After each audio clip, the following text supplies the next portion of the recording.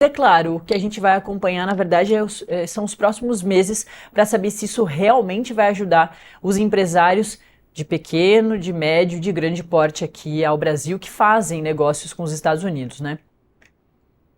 É isso mesmo, Natália. Bom dia a todos e todas.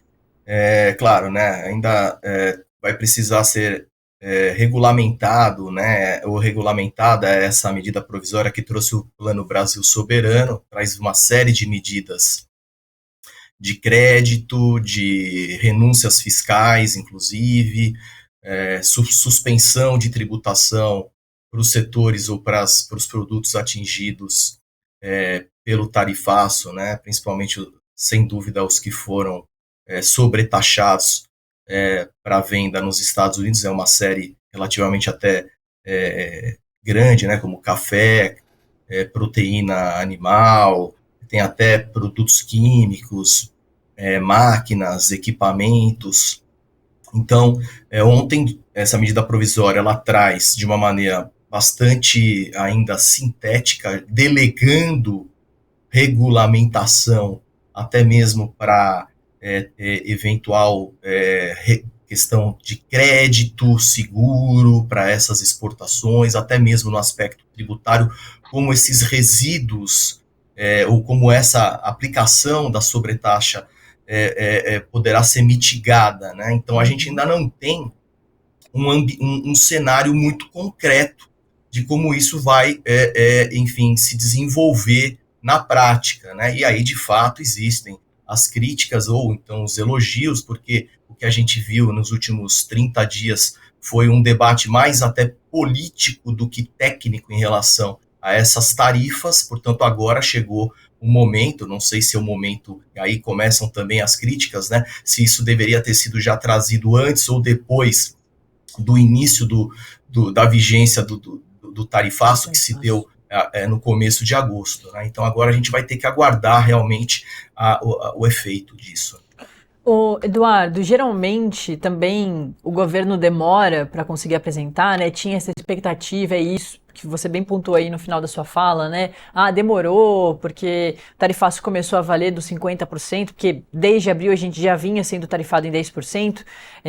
A novidade é que a gente conseguiu uma lista aí de isenções dos 50%, uma exceção ali, diversas exceções, 700 exceções, né, de produtos importantes como, por exemplo, o suco de laranja, mas é que demorou para começar ou para o governo apresentar esse plano de contingência, porque estava ali ainda tentando a negociação, tinha conversa do ministro da Fazenda, Fernando Haddad, com o secretário de Tesouro dos Estados Unidos, que foi cancelada, ali também os dois lados pontuando que foi uma questão muito mais política, enfim. Mas o que eu queria te perguntar é que quando a gente vê um governo que encara uma crise como essa, né, demora porque precisa entender as suas contas. Né? Porque toda vez que se abre uma linha de crédito de 30 bilhões de reais, precisa entender de onde vai tirar esse dinheiro, né? E como que vai ser toda essa construção.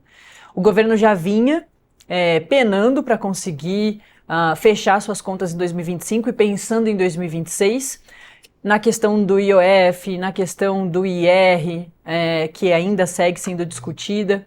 E aí surge a questão do tarifaço. Então, a demora também vem nesse sentido, né, Eduardo, de o governo entender como ele pode construir isso sem se prejudicar completamente, porque ajuda. É aquela história do cobertor, né? De descobrir, você puxa de um lado e descobre o pé, mas aí o braço está coberto, enfim. É um papel complexo mesmo para qualquer governo, né? De ajudar quem precisa ser ajudado, mas aí não se ajudar, né? Eu concordo, e é isso mesmo, né? A gente vê aí que o arcabouço tem sido um desafio, né, da sua manutenção, né, a troca do teto de gastos para o arcabouço fiscal, e aí a gente enxerga realmente nesse ano aqui um limite, né, de administração, principalmente dos gastos, né, públicos, e de fato o que demonstra que o Brasil precisa realmente se reorganizar nessa parte financeira para que não fiquemos à mercê de crises que acontecem. de situações que estão fora do nosso controle. Eu já, desde ontem, procurando me informar sobre esse novo plano, já li algumas matérias também, já ouço que algo em torno de 7,5 bilhões de reais não conseguiriam mais encaixar no arcabouço fiscal, já teria, então, superado ali os limites do arcabouço, isso, obviamente, contas trazidas por economistas enfim, têm um bom conhecimento do tema, o que nos traz esse temor de, né, eventualmente, esperamos que não, que uma nova crise ou uma nova calamidade, por exemplo, a do Rio Grande do Sul, ou de algum outro estado que a gente torce efetivamente para que não aconteça, o Brasil esteja preparado para dar esse suporte. E parece que, de fato, o cobertor está curto. Então, essa lição de casa, claro, né, nesse momento de crise, a gente tem que se movimentar para que o país possa cobrir esse problema momentâneo, mas o ideal seria termos vamos dizer, fizéssemos corretamente a lição de casa, né, para o médio e longo prazo, repensar essa estrutura de gastos, porque de fato a parte de receita já está no limite, na minha visão. A gente já está chegando realmente num limite de carga de arrecadação possível em relação ao setor produtivo brasileiro.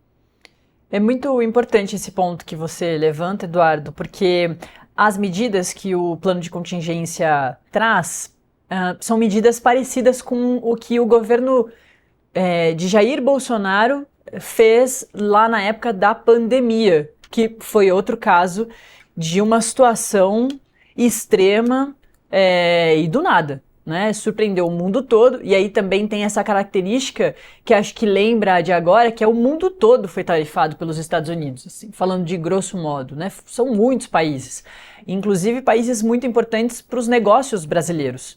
Então, a China está sendo taxada, inclusive vai ter a taxação aí, conseguiu prorrogar os prazos, né, mas já melhorou um pouco a situação do que era lá atrás. A Índia, a Rússia, vai ter encontro aí do Trump com Putin, com essa ameaça do se não termina a guerra com a Ucrânia, eu também tarifo, sanções secundárias, enfim.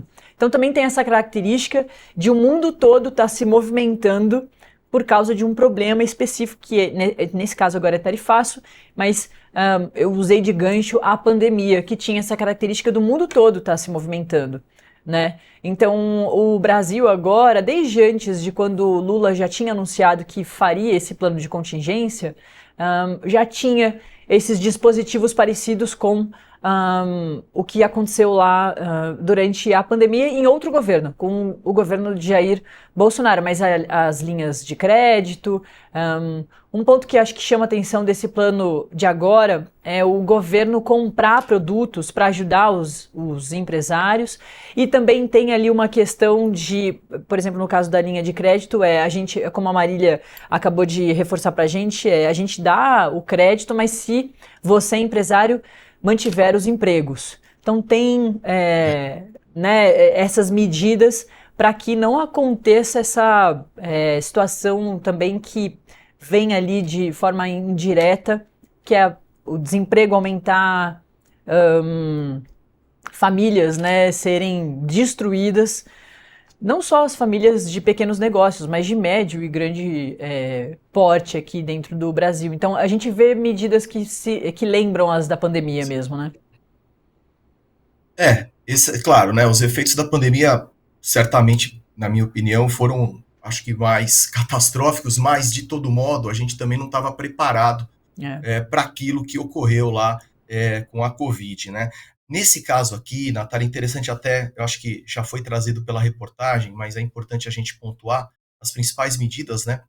Então, veja, foi montado um comitê de acompanhamento para as relações comerciais entre Brasil e Estados Unidos. Na minha opinião, isso já deveria ter acontecido lá em abril, tá? Aconteceu agora, ok, mas era o caso de já ter começado lá. Medidas de crédito, que aí sim se assemelham, de certo modo, ao que já tivemos lá na pandemia, e aí, sem dúvida alguma, a gente tem que ter os controles e as regulações para que não haja o abuso da utilização desses benefícios. Isso, sem dúvida alguma, é importante ter a consciência da sociedade, de quem for buscar uma linha de crédito que esteja atrelada à manutenção ou aumento de empregos, que isso realmente se faça, enfim, que essas empresas orcem a tomada do crédito em relação à manutenção dos empregos, né? Isso é muito importante para o país, para que não haja realmente uma torneira aberta, aí, que não ocorra uma torneira aberta sem controle, né? A prorrogação do drawback, essa é uma outra medida importante, quer dizer, empresas que exportam para os Estados Unidos no regime de drawback. O drawback é um regime em que você faz importação de produtos ou monta produtos no Brasil para reexportar. Isso via de regra, tá? Em termos gerais. Então, há o governo concede um direito para a empresa que faz o drawback de não recolher o tributo dessa exportação enquanto ela não se perfizer, enquanto ela não acontecer. Portanto, como esses produtos muitas vezes não serão direcionados imediatamente pelo tarifaço, então vai haver a suspensão de tributos, tá?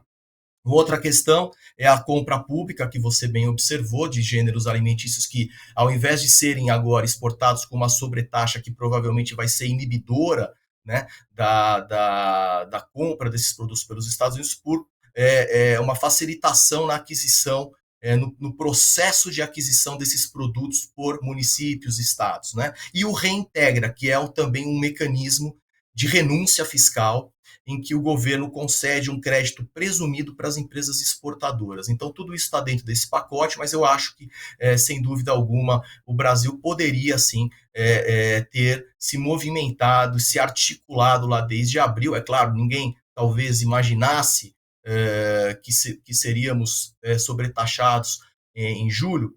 Pode ser, mas acho que era importante ter esse conserto. E aí a questão ficou, de novo, muito voltada para o âmbito político e não técnico. Eu acho que não há como negar que o âmbito político é muito importante, um ano pré-eleição, enfim, que muitos atores desse cenário vão se movimentar, porém, o ideal, na minha visão, teria sido realmente uma articulação em abril, para que a gente pudesse se preparar, olhando, inclusive, o cenário que estava acontecendo com outros países, né? De todo modo, agora veio, né, essa medida provisória. Espero que realmente ela possa trazer, enfim, uma boa capacitação do Brasil, um alento aí para o setor produtivo, principalmente o setor que foi atingido, né, com as tarifas de 50%. Eduardo, dentro da ABAT, né, da Associação Brasileira da Advocacia Tributária, enfim, você conversa com outros, né, dos seus colegas, desde então, portanto, desde essa medida extrema, né, do Trump lá em 9 de julho, e que se manteve para diversos produtos brasileiros, muitos, né, a maioria.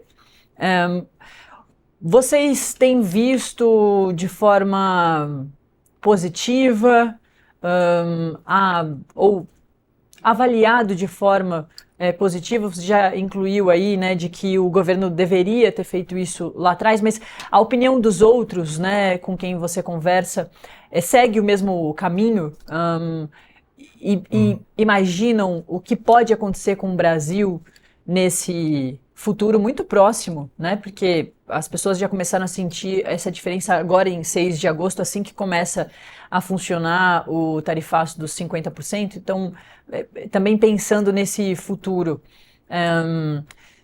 de todos esses empresários, dos pequenos, dos médios e dos grandes empresários aqui que fazem esses negócios com os Estados Unidos? Então, claro, em relação especificamente a esse aspecto, o assunto fica muito, com os empresários, muito ainda polarizado na questão política e ainda não técnica, tá?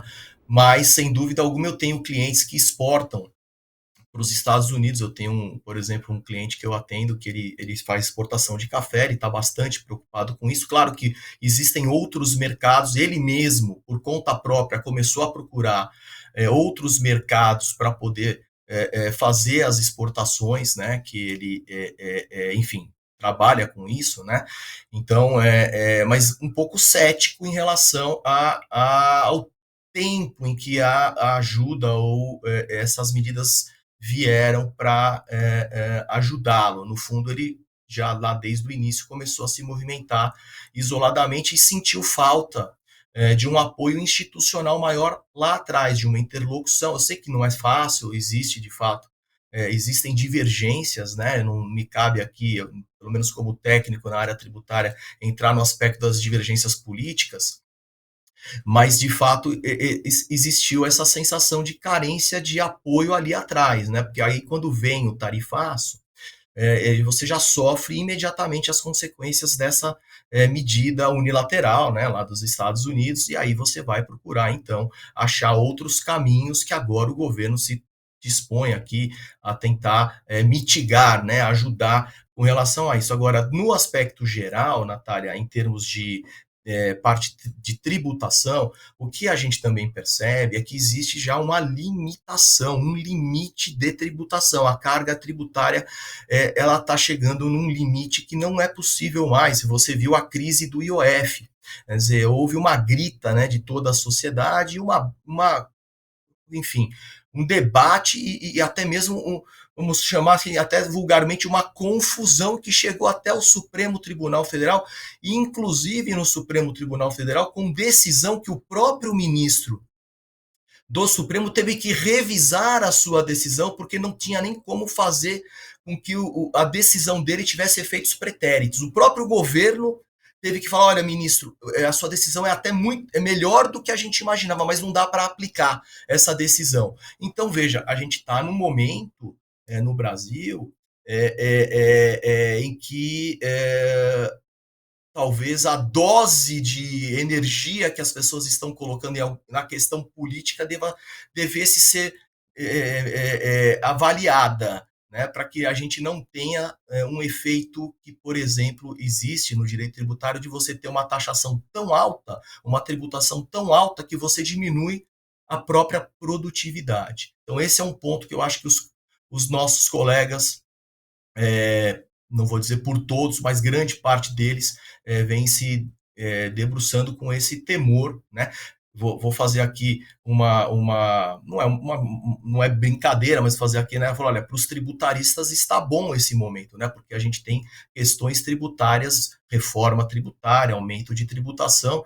Então, para nós aqui, especificamente, não falta trabalho, não falta consultoria, mas não é isso que a gente quer. A gente gostaria de um cenário um pouco mais calmo, mas a gente sabe que nesse momento não vamos ter.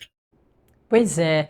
E o Eduardo lida com uma questão que as pessoas morrem de medo, né? Que só a palavra já assusta, que é tributo, é imposto, é taxa, é pagar mais, né? É sempre essa a visão que a gente tem quando rela nesse assunto. E claro, quando o governo anuncia, né, que está ali revisando impostos, que quer fazer uma revisão, né, uma reforma de tributos, é sempre muito complexo e todo governo passa por isso, mas claro, né, nessa questão dos governos atuais pelo mundo todo, que são contemporâneos ao governo 2.0 do Donald Trump, vão ter que lidar com esse tarifaço do mundo todo e claro, o que acontece no país que a gente faz negócios, prejudica a gente, e amanhã ainda tem esse pontinho a mais muito importante para o mundo todo, que é a questão da Rússia.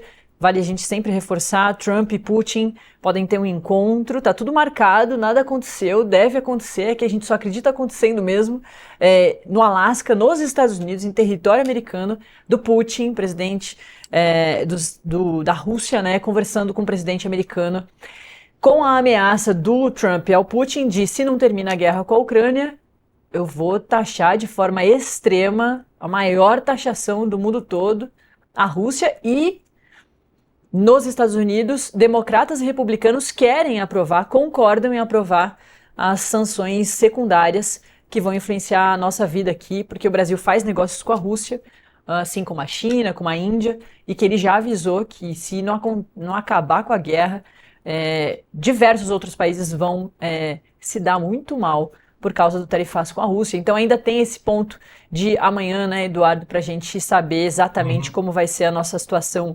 aqui. A gente vai continuar muito atento. Eduardo, quer acrescentar mais um pontinho para a gente encerrar? Eu quero agradecer a oportunidade, falar que eu fico à disposição. Eu sei que é um tema que realmente chama muita atenção. Nós vamos ter que continuar falando dele pelos próximos meses. Amanhã tem mais esse evento importantíssimo, né?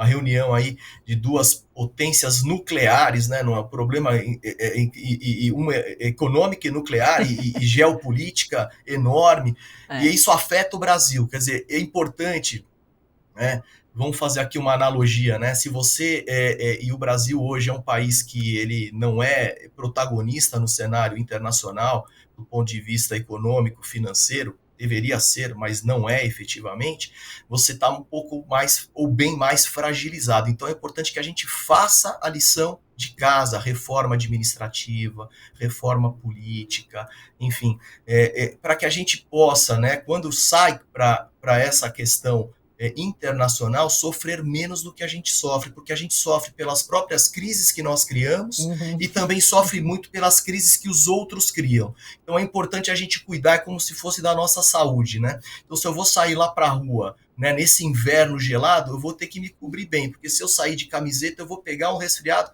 mais forte ou até uma pneumonia. O Brasil precisa ter esse cuidado. E isso a gente não, na minha opinião, a gente não tem feito essa lição de casa, independentemente da questão política. Isso que eu acho que a gente tem que trabalhar como cidadãos, né, em termos de cidadania, para que nosso país tenha essa capacidade, essa melhoria, para a gente não ser tão afetado como a gente vem sendo afetado aqui, por tudo que acontece interna e externamente. Perfeito. Em outros momentos, né, Eduardo, o Brasil já sentiu ondas, tsunamis econômicos no mundo todo, inclusive em relação aos Estados Unidos, de forma, como foi usada a expressão, como se fosse uma marolinha. Não vai ser o caso de agora, né? Não está sendo o caso de agora.